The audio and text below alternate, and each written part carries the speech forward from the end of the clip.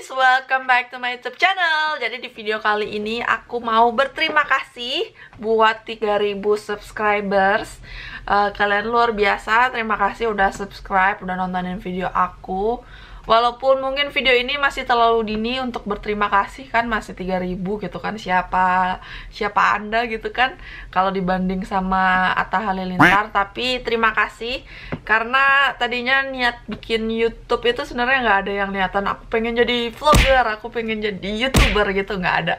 Jadi rencananya tuh sebenarnya awal aku punya pengalaman di luar comfort zone aku gitu kan di Indonesia. Baru lulus kuliah terus bisa langsung kerja ke Amerika, itu jadi salah satu yang bikin aku pengen mendokumentasikan gitu kan pengalaman aku, dan akhirnya sharing-sharing juga pengalaman gitu kan.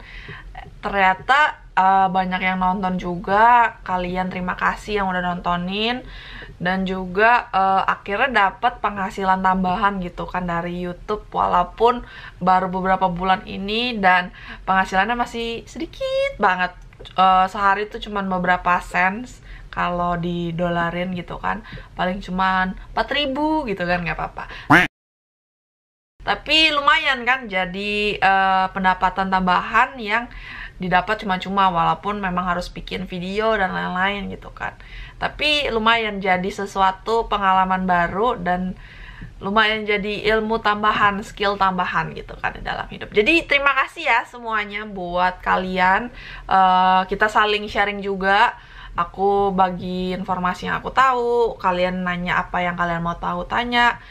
Bisa tanya langsung di kolom komentar, aku pasti selalu jawabin. Sama kalau kalian mungkin punya informasi lebih yang aku kira-kira nggak tahu, atau mungkin ada yang salah, kalian bisa langsung komen juga, kasih tahu aku. Mungkin ada pengalaman, kalian punya pengalaman kerja di luar negeri, di negara lain, kalian bisa share-share juga apapun itu. Atau mungkin pengen tahu apapun tentang aku atau tentang apapun, itu boleh langsung komen, kasih ide juga gitu. Jadi karena ini di YouTube dan berterima kasih untuk 3000 subscribernya, aku bakal jawabin pertanyaan yang aku udah pernah post di YouTube aku, di YouTube channel. Jadi aku tanya kalian punya pertanyaan apa nih buat next video aku, jadi bakalan aku jawab di video kali ini. So langsung aja yuk kita bahas. Jadi pertanyaan pertama ya, ini apa sudah pernah membahas apakah bisa warga dari luar Amerika Serikat ke sana dan mendaftar kerja tanpa melalui perantara? Pertanyaannya yang bagus, dan ini belum pernah aku bahas di video aku sebelumnya. Jadi jawabannya adalah bisa. Jadi kalian bisa daftar, maksudnya apply kerja di luar negeri atau khususnya ini di Amerika tanpa perantara, jadi tanpa agensi, bisa banget gitu kan. Jadi company-company ini, perusahaan-perusahaan yang bisa nge-hire kalian sebagai tenaga kerja luar, mereka ini harus punya izin untuk bisa meng-hire tenaga kerja dari luar negeri gitu kan. Contohnya misalkan di Kanada gitu, banyak banget perusahaan yang bisa nge-hire kita dari luar negeri, cuman mereka harus punya izin, sebutannya LMIA. Jadi mereka harus punya izin untuk bisa nge-hire tenaga kerja luar gitu, dengan alasan apakah udah pernah coba cari tenaga kerja yang ada di negara kalian sendiri gitu, di negara itu sendiri, kayak di Kanada misalkan. Nah kalau di Amerika sama, jadi mereka punya izin untuk bisa meng-hire tenaga kerja keluar, karena mereka di sini itu punya masalah kekurangan tenaga kerja gitu. Apalagi sekarang kalau kalian tahu di masa pandemi ini, mereka ini benar-benar lagi banyak banget perusahaan yang lagi bermasalah dengan tenaga kerja gitu, benar-benar kekurangan tenaga kerja. Karena kalau kalian tahu di sini di Amerika itu kalau nggak kerja, jadi misalkan nggak kerja gitu kan, nganggur gitu kan, sama pemerintah tuh dibayar gitu kan. Jadi sebenarnya nggak cuman di Amerika doang, di beberapa negara maju mereka punya peraturan seperti itu gitu. Jadi dibayar, tapi harus punya persyaratan khusus. Memang nggak semua orang bisa dapat unemployment ini sebutannya. Jadi kalau kalian nggak kerja dapat duit gitu, ada kriteria yang harus dipenuhi juga gitu. Nah jadi karena kemarin ini sempat pandemi dan semua orang dipecat dan dirumahkan gitu kan, harus karantina dan segala macem, akhirnya mereka semua eligible gitu kan, jadi bisa dapat unemployment ini gitu. Jadi banyak banget yang akhirnya setelah pandemi sudah mulai membaik gitu kan, udah mulai bisa kerja lagi, mereka tetap nggak mau balik kerja, jadi tetap ngambil unemployment ini gitu, walaupun sebenarnya mereka bisa balik kerja gitu kan.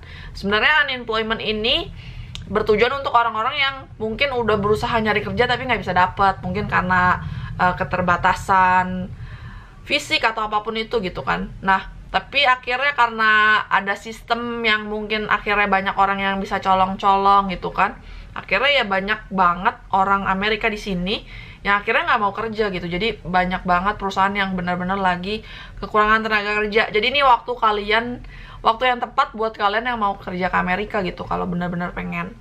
Nah, jadi jawabannya itu tadi, jawabannya bisa, cuman memang itu PR sendiri, karena kalau kalian apply sendiri, perusahaan ini kan juga jadi ribet kan, jadi harus ngurusin kalian secara individual. Sedangkan selama ini mereka pasti ada agensi yang akhirnya nyalurin, ini gue punya kandidat untuk lu interview doang, mereka cuman urus interviewnya aja gitu. Nah, kalau kalian apply sendiri, mereka juga harus bantu kalian dari visanya dan lain-lain gitu, dari proses awal sampai akhirnya gitu.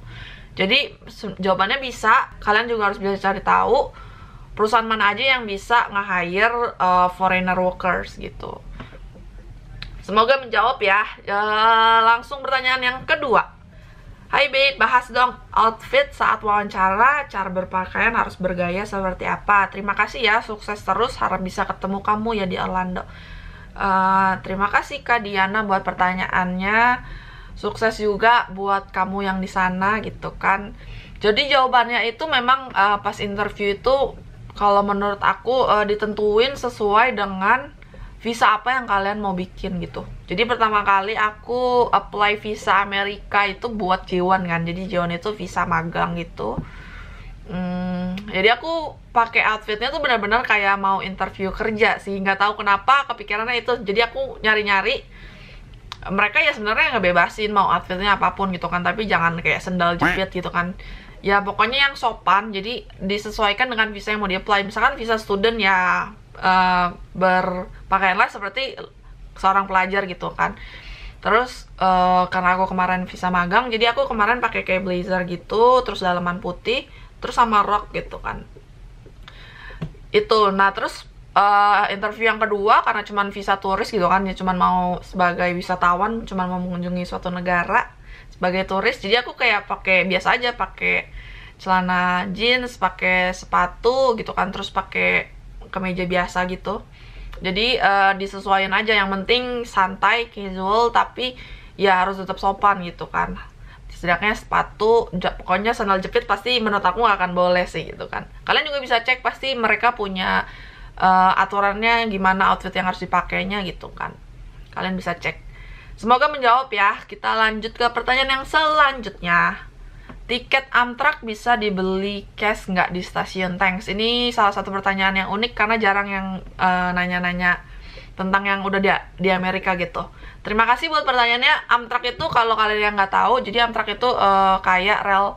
Jadi company kereta api yang ada di Amerika. Jadi relnya tuh udah bener-bener panjang banget dari west ke east, dari barat ke timur.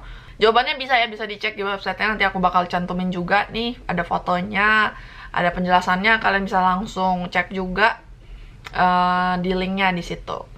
Semoga menjawab ya. Terus lanjut pertanyaan selanjutnya. Sekarang status kamu gimana di US? Terus konsekuensi kalau kerja pakai visa turis, dan ada beberapa kasus terbaru mengenai itu.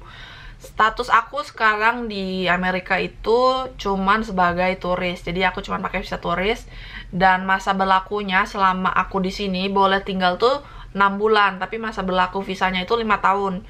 Jadi aku bisa 6 bulan di sini, terus ya nanti balik ke Indonesia gitu kan. Terus pertanyaannya, konsekuensi kalau kerja pakai visa turis. Jadi memang ini udah hal yang sebenarnya rahasia umum sih. Mereka kerja pakai visa turis. Ya kalau aku nggak menganjurkan, aku nggak melarang, itu semua keputusan pribadi gitu kan.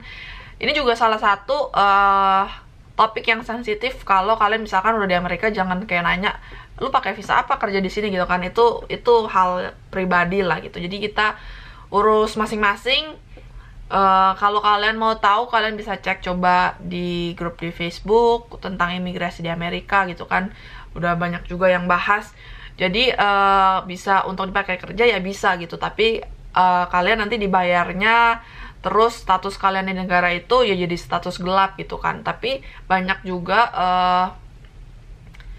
perusahaan, biasanya sih restoran, kerja di restoran gitu, yang bisa akhirnya nanti bayarnya sebutannya under table. Jadi kalian dibayarnya cash dan nggak melalui pemerintah, kalau jadi nggak kena pajak dan lain-lain gitu. Tapi status kalian di situ gelap. Nah, pertanyaannya konsekuensinya apa ya? Konsekuensinya itu, jadi salah satunya kalian bisa kerja kalau kalian bisa ketemu mungkin ada tante kalian atau keluarga kalian gitu kan.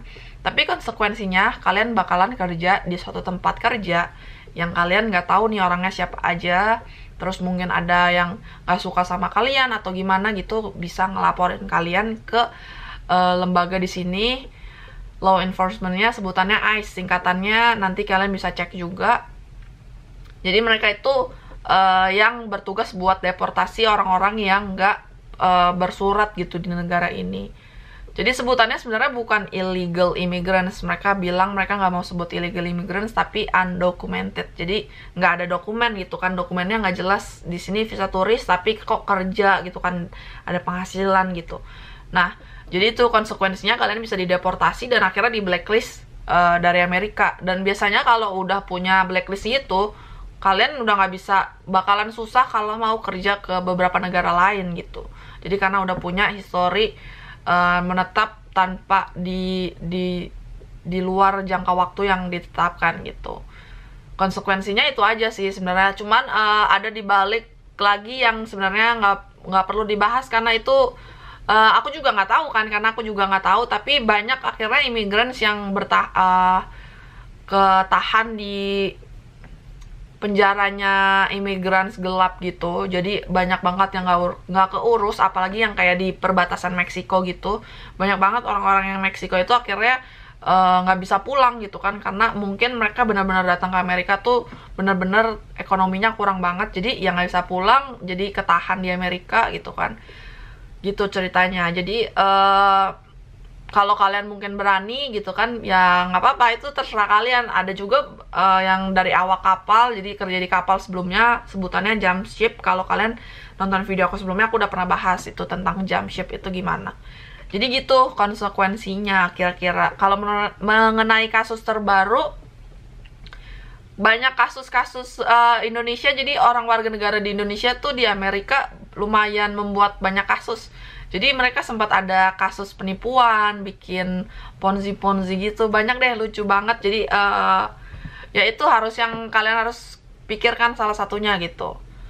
Kira-kira walaupun sama-sama warga negara Indonesia, bisa aja dia justru yang ngejerumusin kalian gitu. Jadi harus benar-benar hati-hati gitu. Apalagi ada yang bisa bilang bayar berapa puluh juta atau berapa juta ke saya gitu, bisa sponsorin ke Amerika. Nggak segampang itu visa Amerika, apalagi visa kerja, nggak segampang itu. Kecuali mereka udah dari awal jelas-jelas ngomong ini visa turis dan segala macam gitu. Karena ada beberapa agensi juga yang aku tahu, mereka ya terbuka gitu kalau ini visa turis bukan visa kerja, ada yang bisa bantu gitu. Nah, jadi gitu. Semoga menjawab pertanyaan terakhir. Kakak, beberapa hari yang lalu ada email masuk dari saya, udah diterima kah? Aku udah jawab tuh yang tentang email-email di video yang sebelumnya. Aku udah pernah upload juga. Kalau kalian belum tonton, boleh ditonton juga. Aku jawab pertanyaan-pertanyaan yang sering masuk. Siapa tahu pertanyaan kalian salah satunya bisa terjawab dari video itu. Bisa dicek juga.